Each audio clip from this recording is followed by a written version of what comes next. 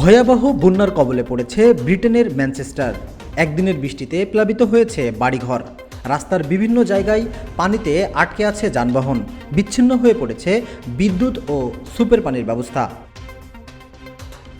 জরুরি অবস্থা জারি না হলেও বাসিন্দাদের সর্বোচ্চ সতর্ক থাকার নির্দেশনা দিয়েছে ম্যানচেস্টার প্রশাসন।